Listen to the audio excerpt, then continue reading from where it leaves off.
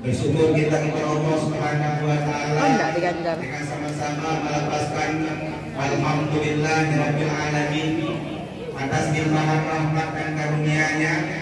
Pada sore hari yang penuh berkah ini kita masih diberikan oleh Allah Subhanahu wa taala nikmat, termasuk nikmat waktu dan kesempatan sehingga kita hadir di masjid Al-Mujahidin ini dalam keadaan sehat walafiat. Ibu sehat, Bu? Pikiran sehat? Badan sehat? Kantong? Kantong sehat juga ya? Alhamdulillah, itu yang paling penting kan, kantong juga sehat. Kantong sakit? Ada juga yang sakit, mudah-mudahan juga sehat ya.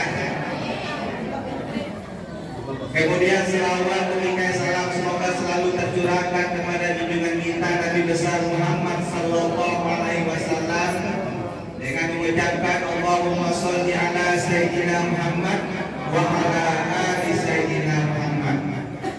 Siapa yang ingin hajatnya dikabulkan oleh Allah, banyak-banyak baca sholat. Siapa yang ingin diampuni dosanya, banyak-banyak baca salawat. Siapa yang ingin diangkat derajatnya oleh Allah, juga banyak-banyak baca salawat. Mari sama-sama kita berselawat kepada junjungan kita Nabi Muhammad sallallahu alaihi wasallam. Ya Nabi, salam alaika.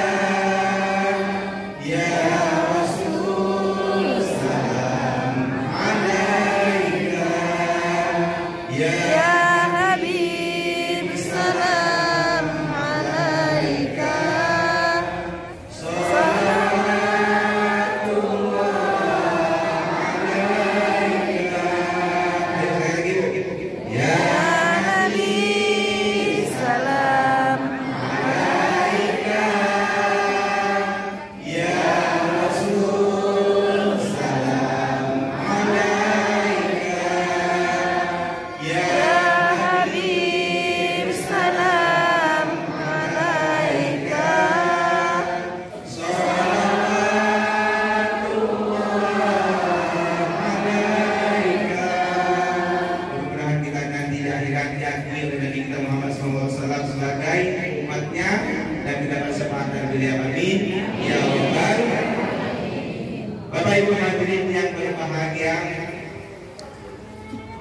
pengajian kita pada sore hari ini kita akan sama-sama membacakan dan mengupas salah satu surah, salah satu ayat dalam Al-Quran yang termaktub dalam surah Al-Baqarah ayat 200 sampai 201. A'udzubillahi minasyaitonirrajim. Bismillahirrahmanirrahim.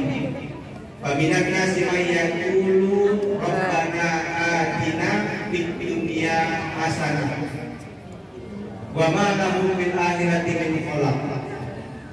Wa minhum may yaqulu rabbana atina fid dunya hasanah wa fil akhirati hasanah wa qina adzabannar.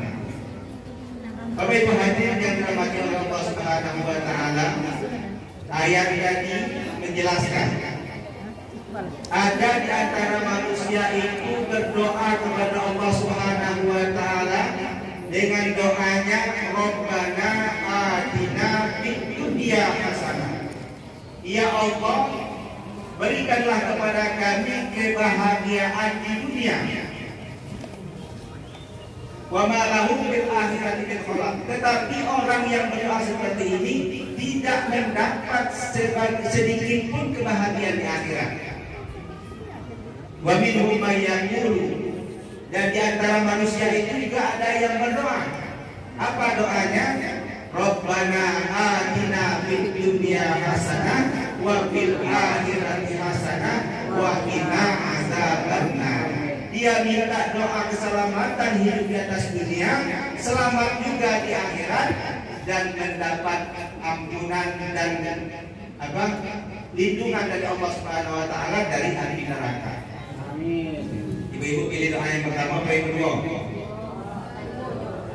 Yang kedua. Alhamdulillah. Kalau yang pertama dia berdoa cuma minta hidup senang di dunia. Kemudian yang kedua, kita sedang hidup di dunia, sedang hidup di akhirat, dan terhindar dari azab api neraka.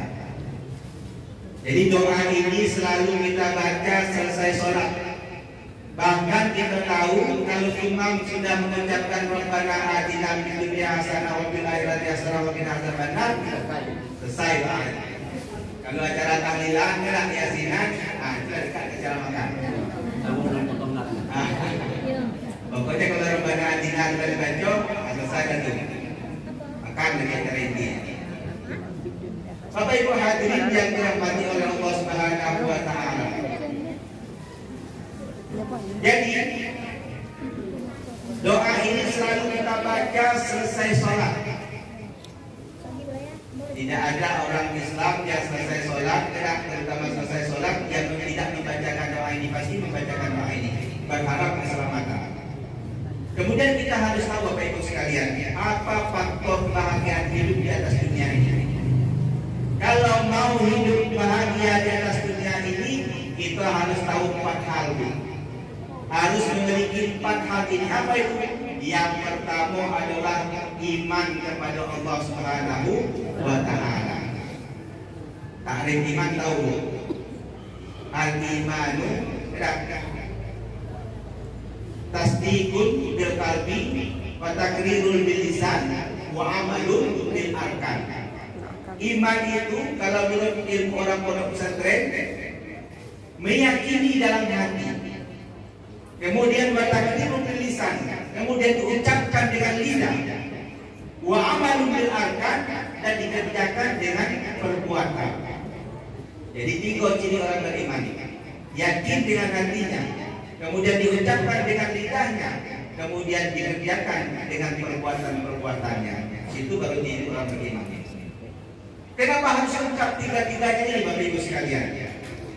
Ada yang hanya beriman dengan hatinya saja. Siapa dia? Itu adalah iblis. Iblis itu percaya kepada Allah, percaya kepada hari akhir, adanya kiamat, akhirat, percaya. Tetapi iblis tidak mengucapkan dengan lidah dan tidak juga melakukan dengan amal perbuatannya yang mencerminkan orang-orang beriman. Dia hanya meyakini dalam hati. Jadi kalau ada yang beriman hanya dalam hati saja, itu termasuk imannya iblis. Kemudian ada juga yang beriman hanya di lidahnya saja. Siapa itu? Itu adalah orang-orang yang munafik. Kita tahu tanda munafik itu di 3. Yang pertama, apabila berkata iya dusta. Jadi kalau ada yang berkata dusta, itu termasuk tanda-tanda orang munafik. Kebanyakan kalau berkata dusta itu momen-momen pemilihan, ya. Bapak itu gelak, tahu dia banyak janji, ya. Nak bangun sawah lah, nak bangun jembatan lah, nak bangun jalan lah. Nah, kita tengok lagi yang kedua. Tanda orang munafik yang kedua itu, yang pertama berkata dusta, yang kedua apabila berjanji Ia ingkari. Apabila berjanji ia ingkari. Banyak janji-janji. Ada yang berjanji, kalau ada janjinya tersebut tidak dilaksanakan, itu sudah termasuk orang munafik. Kemudian yang ketiga, apabila ia diberi amanah, ia khianat. Apapun amanah yang diberikan kepada orang tersebut, baik itu sebagai pemimpin, apakah itu sebagai kepala keluarga, kalau dia diberikan amanah, dia tidak melaksanakan amanah tersebut atau khianat dengan amanah tersebut, itu juga termasuk salah satu di antara tanda-tanda orang yang munafik. Apalagi kalau ketika lengkap ada pada dia, jelas dia orang munafik. Maka agar sempurna iman kita ini, kita melengkapinya dengan yang ketiga, wa amalun bil arkan. Atau kita hadir di tempat ini adalah cermin keimanan kita, betul? Cermin rasa cinta kita kepada agama kita yang mulia ini, kita hadirnya di masjid. Dan orang yang ada di masjid itu adalah bagian dari tanda-tanda keimanan kepada Allah Subhanahu wa taala. Tidak mungkin orang yang datang ke masjid tapi dalam hatinya tidak ada rasa keimanan kepada Allah Subhanahu wa taala. Maka tancapkan, kita tanamkan dalam hati kita, dalam hati keluarga kita, anak-anak kita, rasa iman kepada Allah Subhanahu wa taala. Itu yang pertama. Kemudian yang kedua, faktor kebahagiaan itu adalah ilmu. Man arodat dunia fa'alaihi bil ilmi. Man arodat akhirah fa'alaihi bil ilmi. Wa man arodahuma fa'alaihi bil ilmi. Kalau ingin hidup senang di dunia harus dengan ilmu. Kalau ingin hidup bahagia di akhirat harus dengan ilmu. Kalau ingin bahagia di dunia dan juga di akhirat harus dengan ilmu. Ya. Ilmu penting. Apa yang kita sekolah, kita ngaji, majelis taklim juga diundang, ibu minta saya untuk isi pengajian. Ini dalam rangka untuk sama-sama kita belajar tentang ilmu. Yang petani ingin sukses pertaniannya, belajar ilmu tani. Yang pedagang ingin sukses dagangnya, belajar ilmu dagang. Bagaimana kalau jadi petani, bagaimana mencari bibit yang baik, kemudian bagaimana mengolah tanah itu menjadi subur, itu adalah ilmu pertanian. Kita hidup di atas dunia, penting ilmu dunia. Kita sebagai pedagang, contoh Rasulullah.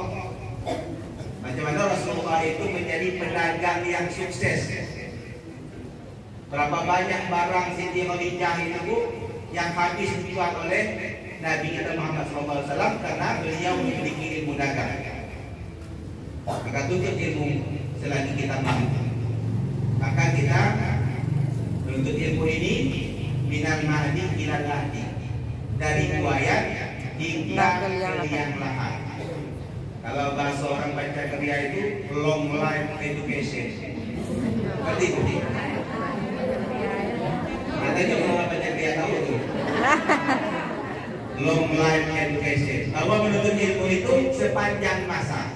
Selagi ada nafas kita wajib menuntut ilmu. Maka kita hadir majelis taklim dalam rangka untuk menuntut ilmu. Langkah Bapak Ibu sekalian dari rumah dalam keadaan hujan. Itu ada dari Pancakarya, ada yang dari Sungai Dingin, ada dari yang dari ada Bu. Tanjung Raden, Gorontalo dong. Nah, lengkap. Yang jauh-jauh datang dalam keadaan hujan datang. Siapa yang menuntut ilmu, samalah dia pergi berjihad di jalan Allah. Amin.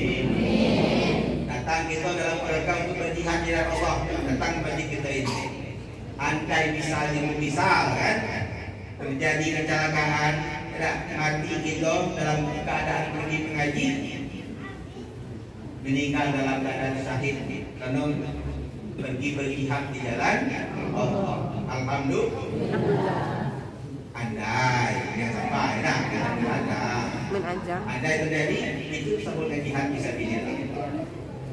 Bapak Ibu hadirin yang dirahmati Allah Subhanahu wa taala, karena saya itu pakai dikit-dikit juga ke arah persoalan kami di KUA. Bapak Ibu sekalian, kami kadang-kadang kewalahan juga Bu. Banyak juga calon-calon pengantin ini, Ustaz, yang tidak tahu mandi wajib. Nah, saya tanya yang tinggi-tinggi dan menghafal Quran berapa banyak dah, paham tafsir tidak, saya tanya. Yang paling penting kami di KUA itu tahu dah dia itu membaca niat mandi wajib. Saya kasih cerita dikit Bu. Ada cerita, pengantin baru dah tahu sholat. Jadi sewaktu datang ke perempuan dulu melamar, bukan main lah pakai kopiah putih, pakai baju koko, melamar. Kalau ditengok oleh calon mertua tadi anakku soleh, pakai kopiah putih, pakai baju koko, langsung diterima. Lah seminggu di rumah, ditengok oleh mertua juga tadi, Menantunya kok tidak pakai sholat. Dipanggil anaknya, nah saya tengok menantu itu udah seminggu di rumah kok tidak pakai sembahyang. Coba tanya apa hal ini? Ditanyalah oleh istrinya tadi kepada suami. Bang, bapak bertanya, apa tanya? Apa mas minggu di rumahku tidak pernah nampak sembahyangnya? Barulah terbuka rupanya bu,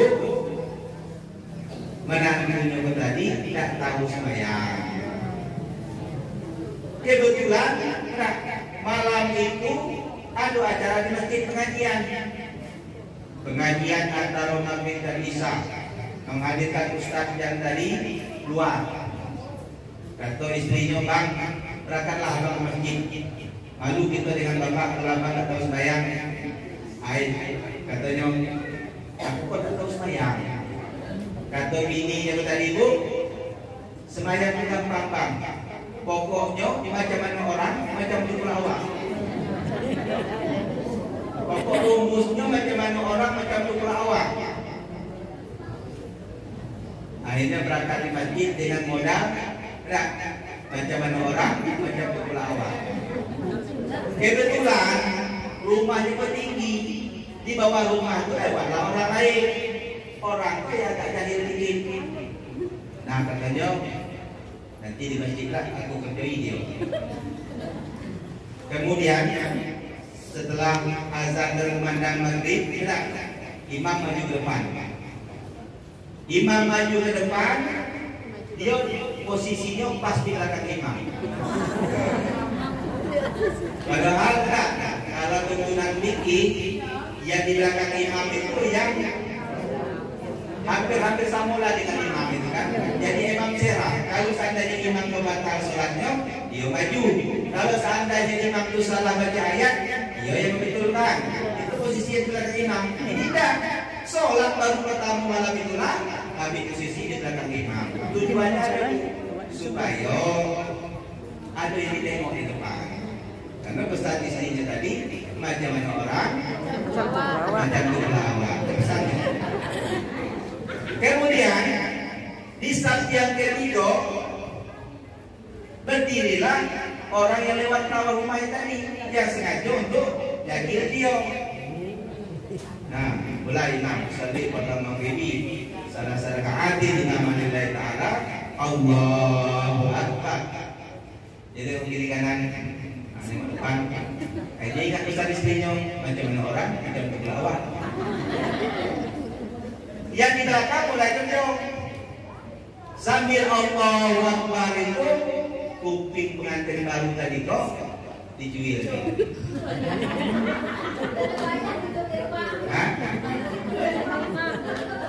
Jadi apa kata di dalam kuping dia tak setuju kuping imam. Imam heran kan kok baru pertama kali ada jamaah kuping. Yang namanya imam kan pasti sabar lah, ya. Sabarlah imam tadi. Mungkin ini jemaah baru kan, baru malam inilah nampaknya. Sudah, baca Al-Fatihah, baca ayat, giliran ruku lagi dulu. Imam ruku, Allahu Akbar. Nah, ruku dia. Dia tengok dulu kan, ruku berarti posisi badannya membungkuk. Nah yang di belakang ini menyolang lagi sambil rukuk ditekuknya belakangnya capak dalam hati kan macam mana orang menjadi ke bawah yang dari sasarannya tetap imam itu lah yang kasihan imam tak bisa balas sempat nanti imam kan 2 kali belum dapat balas imam. Kemudian bangkit dari ruku, kemudian sujud. Allahu Akbar, sujud lagi. Sambil sujud, yang belakang ini punya gawe lagi apa? Telapak kaki dia gawe. Agak ini kakinya kan? Dalam hatinya berarti kalau posisinya jengkok, kau lagi belakang lagi. Katanya macam mana orang macam itu berawak. Telapak kaki imam ini sasaran. Tahunya imam, imam langsung beli kakinya bu. Langsung Sekali yang boleh bisa balas, 2 kali tidak bisa balas. Yang ketiga ini harus balas, ya kan? Tahu kan kita tadi mana? Terjamnya ke belakang. Kan roh kepala pengantin baru. Oh, di awal ya. Nah, pengantin baru tak jangan macam orang macam berlawa. Yang kita kali lagi kita balas lagi. Akhirnya bu, sholat maghrib malam itu kacau balas. Kenapa? Karena olah pengantin baru tadi sholat hanya berpedoman macam mana orang macam jumlah awal. Pada saat itu dikatakan Ustaz, aku luman biwaliin minyak malu, akmaluhu marjudatun la tubalu. Siapa yang beramal tanpa ilmu, maka amalnya akan ditolak. Maka dalam beramal itu kita harus punya ilmu. Ilmu itu didapat dengan belajar. Al-ilmu bita'allumi la bin nasabi. Ilmu itu dengan belajar, bukan dengan keturunan. Walaupun bapak kepala sekolah, bapak kepala madrasah, bapak kiai, tapi kalau kita tidak ada belajar, tidak masuk bangku sekolah, tidak belajar, maka juga kita tidak akan mendapatkan ilmu. Ilmu itu bita'allumi la bin nasabi. Sehebat apapun nasab kita, keturunan kita, tapi kalau kita tidak mau belajar, maka tidak akan mendapatkan ilmu. Maka penting sekali ilmu pengetahuan. Hari kita anak-anak kita didik dengan pendidikan, baik itu pendidikan agama maupun pendidikan di sekolah-sekolah umum. Sekolah umum untuk kebaikan dia di dunia, sekolah agama madrasah untuk kebaikan di akhirat. Tapi saya mau pesan kepada ibu, kalau anak ngaji ibu bayar SPP ya. Kira lihat tuh kalau ada orang tuh ngaji kira antara anak ngaji SPP 3 bulan 4 bulan tak pernah bayar. Padahal bu SPP madrasah itu tidak seberapa. SPP ngaji madrasah itu berapa? 20.000 dah. 20.000 sebulan sekali. Anak saya bu les bahasa Inggris, bapak biayanya 250.000 sebulan. Belajar hanya 2 kali seminggu. Ngaji tiap hari dah, tiap hari kecuali hari Minggu. Maka kita hormatilah guru-guru kita, ulama-ulama kita. Dialah yang mengajarkan kepada anak-anak kita, termasuk kita juga. Macam mana wali bata, kemudian macam mana kita berwudu, macam mana kita bersuci, itu dasarnya. Maka anak-anak kita didik dengan pendidikan agama, kemudian jangan lupa guru-gurunya kita muliakan, termasuk dengan membayar. Kewajiban kita adalah membayar SPP. Kenapa? Sesungguhnya kewajiban mendidik anak itu kita orang tua. Kalau kita orang sempat, sibuk kerja, kemudian atau kita juga terbatas dengan ilmu kita, maka kita didiklah anak-anak itu ke madrasah. Nah, mari kita muliakan guru-guru kita. Bapak Ibu hadirin yang dirahmati Allah Subhanahu wa taala, jadi kunci hidup yang kedua agar barokah dan bermanfaat adalah dengan ilmu pengetahuan. Kemudian yang ketiga, rezeki dan kesehatan. Hidup tenang pastilah kalau kita mempunyai rezeki. Tetapi kita sering membatasi rezeki ini hanya dengan uang atau sen. Kita menganggap tak dapat rezeki kalau seandainya hari itu belum dapat sen. Padahal rezeki itu luas. Bisa jadi Allah berikan kesehatan kepada kita.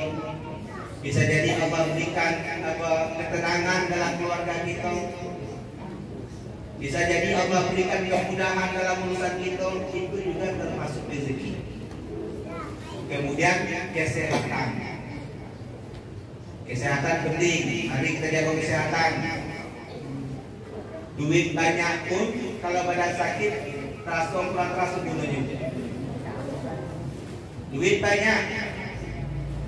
Beli rendang bisa, beli ikan bisa. Tetapi kalau kita dokter bu, ibu jangan makan rendang dulu. tinggi ibu umat. Nah percuma juga lebih banyak kalau rezeki kita, kalau makan kita masih diatur. Nah oleh karena itu jaga kesehatan agar kita dapat beribadah dengan baik. Kalau badan sehat, enggak ke masjid gampang. Kalau mata sehat, kita baca Al-Quran mudah. Nah selagi ada kesempatan Allah berikan kepada kita, kesehatan Allah titipkan kepada kita, mari kita datang. Kalau ada BKMT ini mengadakan pengajian, rugi. Tadi dikatakan oleh Ibu Ketua, setiap langkah kita datang ke masjid ini dicatat oleh Allah Subhanahu Wa Taala sebagai kebaikan. Kalau kita naik mobil setiap putaran, roda mobil tadi, setiap minyak yang keluar dari mobil itu, dari motor kita, itu semua dibalas oleh Allah dengan kebaikan. Termasuk rumput-rumput, batu-batu, debu-debu yang nempel di tubuh kita ini, besok di akhirat dapat menjadi saksi. Betul, ibu itu datang ke masjid, ibu itu datang ke pengajian, aku menjadi saksi kata rumput-rumput, batu-batu, debu-debu yang kita lewati. Alhamdulillah. Mari selama kesehatan Allah dititipkan kepada kita manfaatkan kesehatan ini untuk mengabdi kepada Allah Subhanahu Wa Taala.